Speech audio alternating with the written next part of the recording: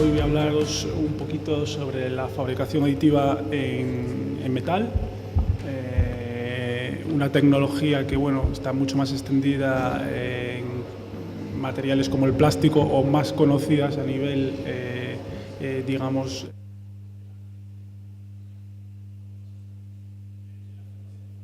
creo que se ha ido el audio. No. Bueno, como decía, vengo de la Fundación Proditec. La Fundación Proditec es un centro tecnológico que estamos aquí al lado. Estamos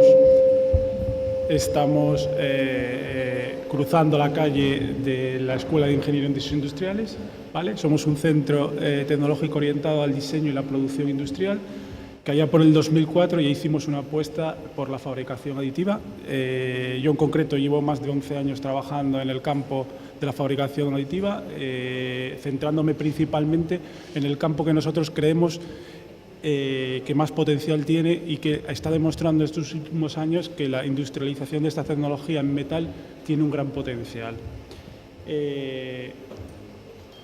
Y bueno, un poco a título informativo, pues del patronato, muchos de ellos, de estas empresas, participan en este congreso. Y bueno, tenemos una sede, como decía, aquí al lado de la Escuela de Ingeniería en Diseños Industriales y una sede comercial en Madrid, ¿vale? Quería antes de nada hablar de qué es la fabricación aditiva. A día de hoy pues, se habla mucho de la tecnología, pero mucha gente no llega ni siquiera a conocerla.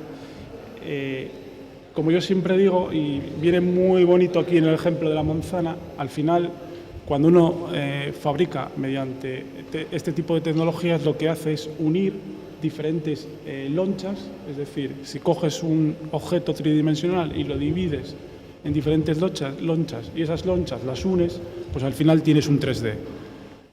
Es decir, la fabricación aditiva lo que hace es simplificar un modelo, digamos, complejo, una geometría tridimensional compleja, en un modelo simple, que es un modelo 2D. Esos 2D, simplemente uniéndolos, pues obtienes la geometría compleja que uno querría ofrecer. En las 3 imágenes de abajo podéis ver que, claro, ese tipo de lonchas, capas que se llaman layer, en el campo de la fabricación aditiva, pues cuanto más finas sean, cuanto más infinitesimales sean, pues mayor afinidad vas a tener con la forma geométrica que uno quería reproducir. Pero tener en cuenta que siempre estás cometiendo un cierto, digamos, aproximación hacia el cuerpo 3D, porque esas lonchas no tienden a ir al infinito en cuanto a infinitesimalmente, ¿vale? ¿Beneficios que se le atribuyen a este tipo de tecnología? La reducción del time to market. Principalmente, el potencial de las tecnologías de fabricación aditiva lo que tienen es que evitas tener que hacer moldes o matrices. Evitas hacer troqueles. Si estamos hablando de piezas metálicas, pues estamos evitando tener que hacer troqueles. Puedo fabricar directamente sin hacer utillajes. Eso lo que me permite es evolucionar más rápido, no esperar tanto en la evolución del producto y también me permite no hacer inversiones iniciales que condicionen mi producto. Hablábamos de que afina o ajusta una geometría 3D a muchos problemas en 2D simples, perdón. Entonces estamos hablando de que permite fabricación complejas que no permiten otro tipo de tecnologías. Un claro ejemplo, que mostraré algún ejemplo después, son el poder hacer canales internos dentro de los componentes. Mediante procesos convencionales pues puedes hacer canales rectos, porque hasta ahora mismo con los procesos tradicionales pues principalmente hacemos taladros. Costes contenidos para series cortas, otra cosa que ponemos aquí, costes para series cortas únicas. El no tener que utilizar moldes, matrices, troqueles, utillaje, lo que te hace es poder competir en series cortas o series únicas. El coste no está relacionado con el volumen, con la materia que uno deposita en la pieza. La fabricación aditiva, el coste está muy asociado con la cantidad de materia que uno deposita. Es por ello de que en series cortas es más competitivo, porque no tienes que partir de, digamos, ese utillaje. Permite liberar al diseño de restricciones en tanto y cuando permite fabricar, al fabricar cada una de las capas en 2D, digamos, pues permite poder fabricar geometrías que no puedes fabricar por otros procesos. Un claro ejemplo son poder unir varias funcionalidades de una pieza en otra. Por ejemplo, en aeronáutica, en el sector aeronáutico, pues se están sustituyendo componentes que antes se fabricaban en varias piezas por una sola, lo cual te reduce errores de montaje, te reduce stock de componentes y te elimina poder tener errores de montaje y poder tener menos repuestos, digamos. Bueno, entrando ya un poco más en el proceso que nosotros tenemos in-house, el proceso llamado SLM, Selective Laser Melting, pues básicamente está formado por un láser que tiene un galvo, un escáner que posiciona ese haz láser y que va fusionando solamente la parte del componente que uno quiere fabricar. Esto pues lo tengo aquí en un vídeo que es mucho más gráfico. Pero a ver. Vale, este sería uno de los equipos que nosotros tenemos. Básicamente es esta la geometría que tienen uno de los tipos de máquinas. Estamos partiendo de una tecnología de leche en polvo, depositamos capas de material y al final el láser lo que hace es fusionar la pieza. ¿Vale? Esto es un proceso repetitivo, capa a capa, hasta que uno fabrica todo el componente. Detalle importante, las piezas quedan unidas a una plataforma de fabricación que se llama. Las piezas quedan soldadas. Es decir, toda pieza hecha por fabricación aditiva en metal va a requerir al menos un postproceso, el de cortar la pieza de la plataforma. Es una unión soldada. ¿Vale? ¿Veis ahí la forma? ¿Qué gracia tiene esta forma? Es el molde de un vaso. Tiene canales internos de refrigeración es un molde para fabricar este vaso. Extraen el calor donde es necesario y puedes aumentar reducir los tiempos de ciclos, al fin y al cabo. ¿Vale? La velocidad que visteis ahí pues es muy bonita, si fuese real. Entonces os muestro un vídeo real de nuestro equipo para que veáis la diferencia de velocidad respecto al otro vídeo que es más ilustrativo. A día de hoy pues la tecnología no es tan rápida como a uno le gustase. Así no todo, esta tecnología está en fase de industrialización. A pesar de lo que mucha gente cree, es una tecnología que está en fase de industrialización completa. ¿Vale? Utiliza diferentes estrategias para liberar mejor el calor. Una vez que termina la pieza, es un cubo de sincronismo, similar a los que hace PMG aquí en Mieres.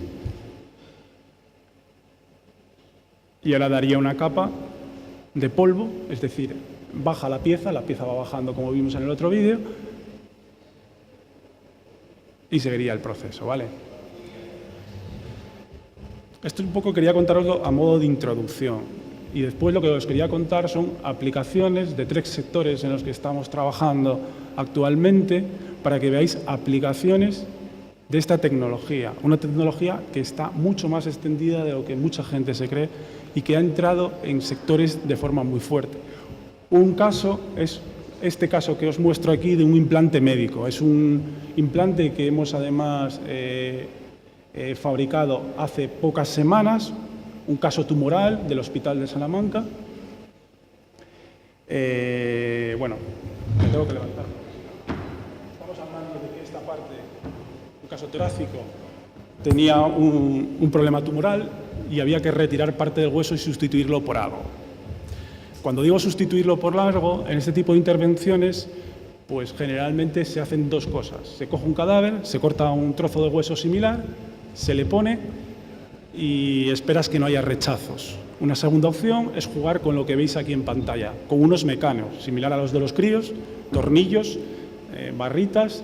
La parte que retiras del hueso, pues vas uniendo para que te quede la caja torácica unida. El problema que tiene es que el doctor tiene que hacerlo in-house. Es decir, in-house quiero decir, con la persona con el pecho al descubierto. Tiene que adaptarse. Son operaciones que llevan bastante tiempo. ¿Qué otras soluciones hay? Pues utilizar este tipo de tecnologías para dar tiempos de respuesta rápidos y poder hacer soluciones personalizadas. Cuando hago soluciones personalizadas, la pieza que veis en verde sería la parte que define el médico que hay que seccionar para sustituir por un implante. En este caso es un implante de titanio. ¿Vale? Todo esto lo que se hace es un TAC. A partir de ese TAC pues se trabaja con CAD 3D, se genera esa pieza, la forma de unión, cómo vas a hacerlo. Como veréis después, la guía de corte simplemente es una plantilla para que el cirujano sepa por dónde tiene que cortar y cuando sitúe el implante todo encaje. Y un poco esta es la forma del implante que se ha diseñado. Muy importante en cualquier tecnología de fabricación aditiva es el diseño. ¿Por qué aquí tiene un gran peso la fabricación aditiva en el caso de los implantes médicos personalizados? Es una pieza, geometría como la que veis en pantalla, muy compleja. Mediante otros procesos, no digo que no fuese imposible hacerlo, pero sí que tendría un hándicap de tiempo enorme. Estamos hablando de que esta prótesis, 3-4 semanas es el plazo que uno tiene para poder implantarlo. Pasar de ese tiempo es peligroso. ¿Por qué? Porque el tumor crece. Entonces, la zona de afección, cuando el cirujano abra, puede cambiar respecto a lo que uno tenía previsto inicialmente. Es muy importante los tiempos de respuesta. En este caso, veis que se fabricó en 3 piezas. Se fabricó en 3 piezas con montaje porque al cortar la caja torácica e introducir el implante en las costillas, pues necesitaba poder tener operativa el cirujano para poder ensamblarlo. ¿Vale? Aquí veis el ensamblaje, ¿vale? Sobre un modelo también hecho por impresión 3D en plástico. La pieza fabricada, como os decía, a partir de una placa metálica siempre unido a esa placa metálica. Una vez que se fabricó esto, ¿qué se hizo? Se cortó, se retiraron los soportes de fabricación, se pulió la pieza, se esterilizó y se implantó. ¿Vale? ¿Veis algún detalle más? También veis un poco con la mano el nivel de tamaño que tiene esto. El implante ya pulido y el implante ya introducido en el cuerpo. Esto es lo que os decía antes de la guía de corte. Este utensilio hecho también por impresión 3D en plástico, que lo que le permite es saber dónde tiene que seccionar el cirujano. ¿De acuerdo?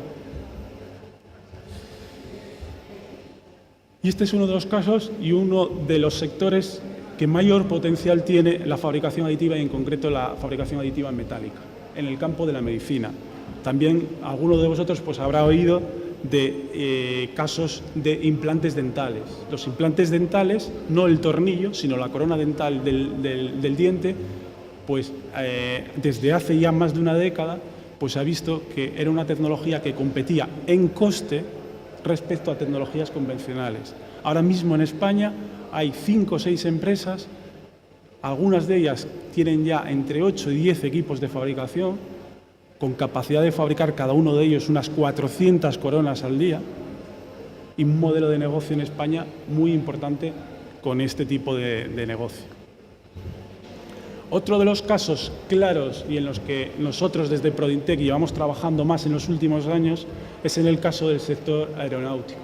Sector aeronáutico, otro sector en el cual que estamos hablando de series no tan grandes, piezas con geometría muy compleja y piezas en las que siempre y cuando podamos eliminar material, podamos eliminar peso, podamos trabajar con diseños que nos permiten una reducción de peso, eso va a significar dinero de ahorro, de combustible, de menos energía para volar el avión y al final mayor eficiencia de la aeronave, ¿vale?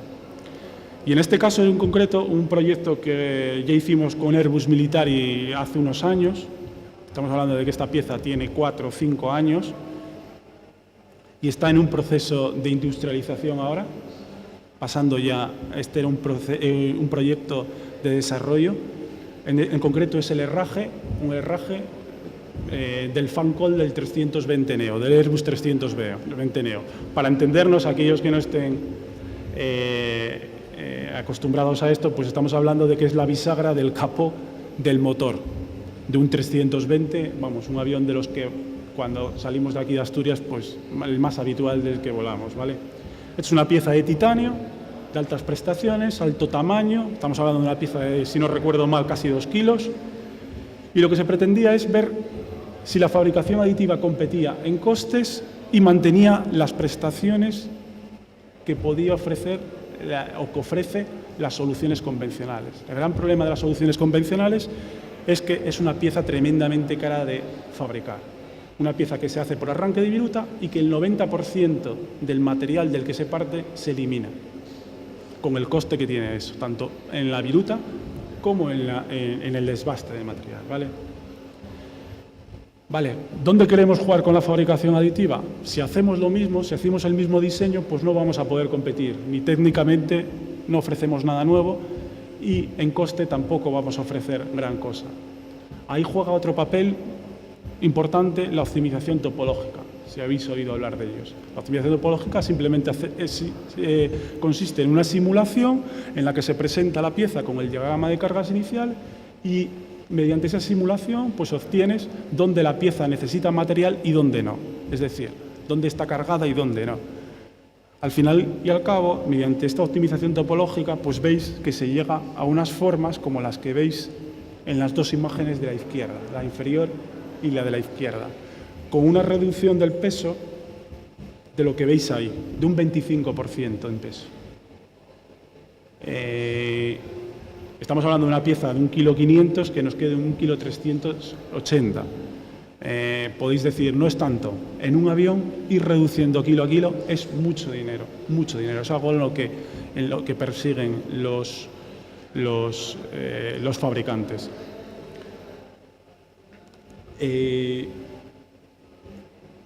Aquí veis la pieza fabricada en máquina.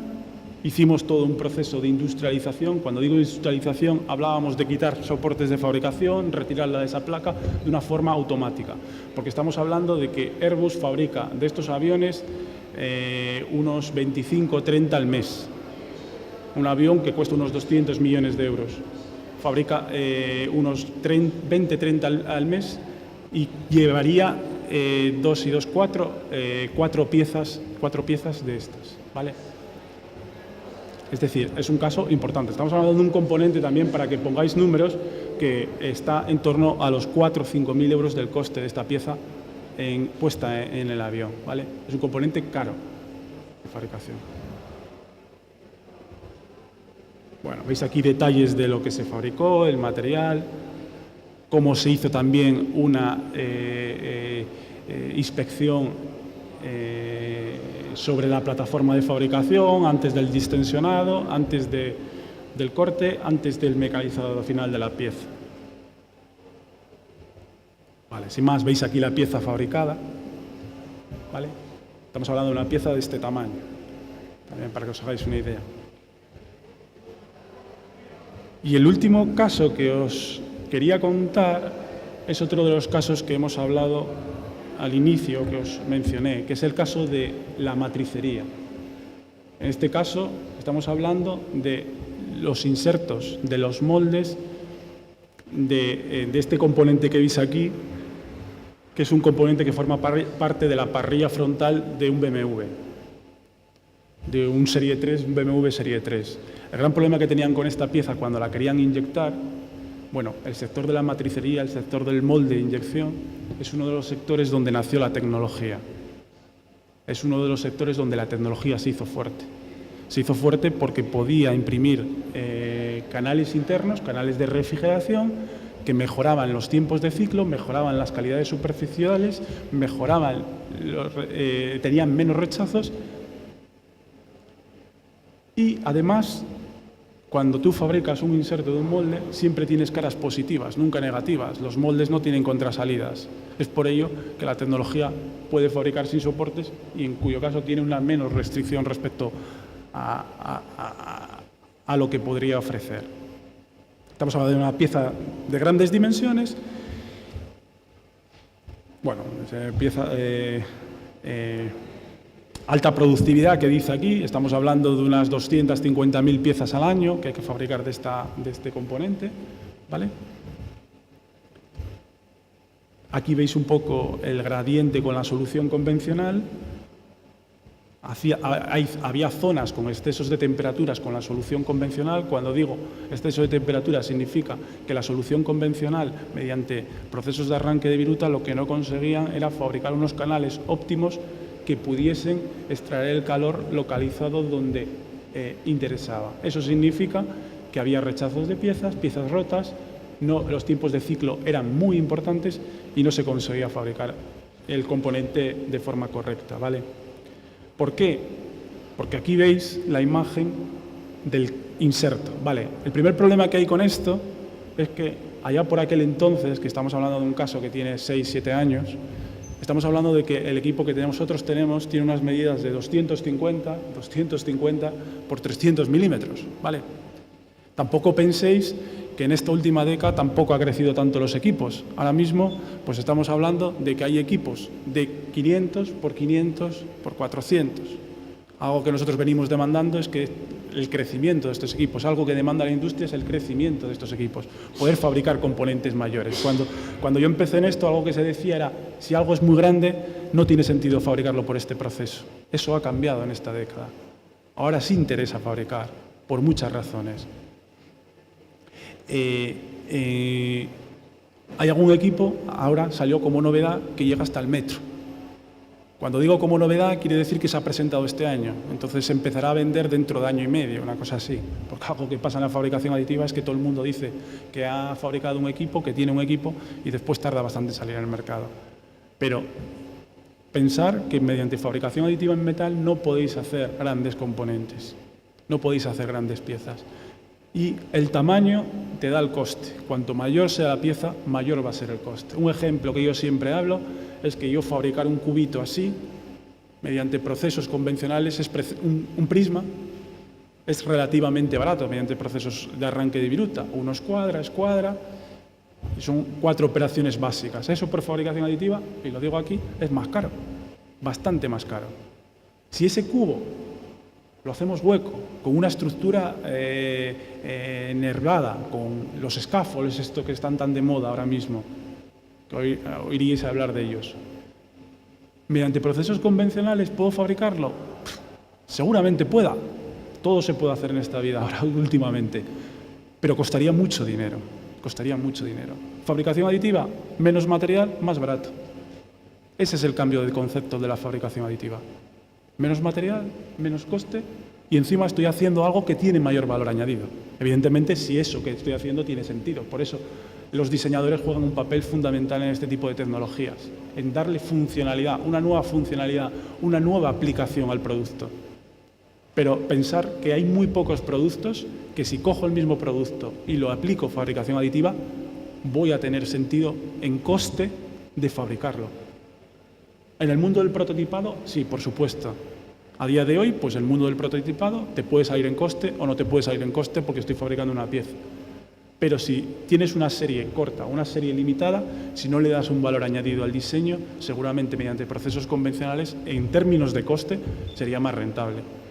Y este es un caso en el que el diseño no está en el exterior. De hecho, el exterior de este componente se mecaniza de forma por completa. Os decía el tema del tamaño porque esta pieza no se podía fabricar, este inserto de una única pieza. Se fabricó en 3 piezas. Se partió, después se soldó, después se mecanizó, con lo que podéis tener que se influye en el coste. Pero es que la solución tradicional es la que veis abajo. Es un canal que alguien taladra, taladras, pones un tapón mediante soldadura y ese es el canal que te queda, que no está totalmente optimizado para la refrigeración que uno quiere. Y esta es la solución que se dio mediante fabricación aditiva. ¿Y cómo se llegó a esto? Mediante la simulación. ¿Y dónde está el valor de esto? Como veréis después, en reducción de los tiempos de ciclo, mejora de la superficie de calidad y poder sacar una pieza con menos distorsiones. Ahí está el valor añadido. Porque el exterior, como os dije y como veréis después, pues está totalmente mecanizado. Es decir, no aportamos nada mediante fabricación aditiva en el exterior. La pieza se le da con sobredimensiones para después mecanizarla de forma por completa. ¿vale? Lo que os decía, se fabrica en 3 partes. No cabe en las máquinas de aquel entonces y en la de este entonces, pues en esta que os digo que llega a 1 metro, que acaba de salir por General Electric, pues estaría así. Vale, con esta simulación pues veis que el gradiente de temperatura que hablábamos de 80 grados que tiene la pieza, al inyectarla, pues que te baja a 30 grados. Vale, y esta es la solución. También un dato importante, el inserto no se fabricó de forma completa. Se utilizó lo que llamamos una fabricación híbrida. Cuando llamamos fabricación híbrida, significa que esta parte de aquí no se fabricó mediante fabricación aditiva, se fabricó mediante procesos convencionales. ¿Por qué? Porque eso no tiene canales internos, esa parte de aquí abajo. Solamente tiene una conducción, no aporta valor, no aporta nada. ¿Qué nos interesa? Reducir coste. Fabricar todo eso sería mucho más caro que fabricar solamente la parte superior. Creo que, bueno, esta es la línea de partición. Veis aquí una simulación de cómo sería eso. Bueno, datos del material tampoco. Y aquí veis la fabricación dentro del equipo. ¿Veis el tamaño que tiene? Esta parte ha sido lo que ha sido fabricada. Toda esta parte se ha hecho por mecanizado, se ha metido en la máquina y se ha crecido a partir de ahí. Y como insistía antes, pues simplemente por una reducción de coste. Solo los canales internos solo estaban en la cara que forma parte con la pieza. Lo otro forma parte de toda la matricería del molde. Es algo que se utiliza también, siempre y cuando puedas partir de un plano, se utiliza a veces en la fabricación aditiva. Partir de preformas para reducir costes. Las zonas masivas, como decía antes, no aportan valor. Hay procesos mucho más baratos de fabricar que este proceso. Veis aquí otra imagen donde se aprecia claramente lo que es pieza de lo que es la hecha por fabricación aditiva, ¿vale? Y aquí veis ya la pieza mecanizada, veis todo lo que se le quita. Como os insistía antes, si realmente mecanizamos la forma exterior por completo, ¿qué nos aporta la fabricación aditiva? El interior. En este caso es un caso en el que nos aplica el interior. ¿Veis? Formas de... ¿Por qué? Porque, como dice aquí, reduce el tiempo de enfriamiento de 56 segundos a 35. ¿Vale? Cuando uno inyecta en el molde una pieza de inyección, reduce ese tiempo de 56 a 35 segundos. Estamos hablando de fabricar 250.000 unidades al año. Si empezáis a echar los números, pues veis que salen. Reduces la temperatura media de inyección de 102 a 80. El gradiente de temperatura. Y un poco los datos económicos que son más interesantes al final y al cabo. Antes podrías inyectar con esos tiempos de ciclo una pieza por minuto. De esta forma estás inyectando 2 piezas, de las cuales, porque son datos reales, salían 10 de 10 buenas. El gran problema y por lo que recurrieron a esto fue porque no salían las piezas. Las piezas se les deformaban, se les rompía. Y el moldista, que es BBE, una empresa de Portugal, pues hablando con su cliente BMW le dijo no, utilizar la fabricación aditiva para hacer esto directamente. Y fue cuando contactó con nosotros para esto. Incremento del coste, 4%. Esta solución incrementa el coste de fabricación de ese molde. Evidentemente, con la reducción del tiempo de ciclo, inyectando piezas buenas o más piezas buenas, pues la reducción de coste por pieza pues es bastante evidente. De hecho, esta solución se amortiza en muy poco tiempo. Es algo que en matricería se utiliza esta tecnología desde hace muchos años y con muy buenos resultados.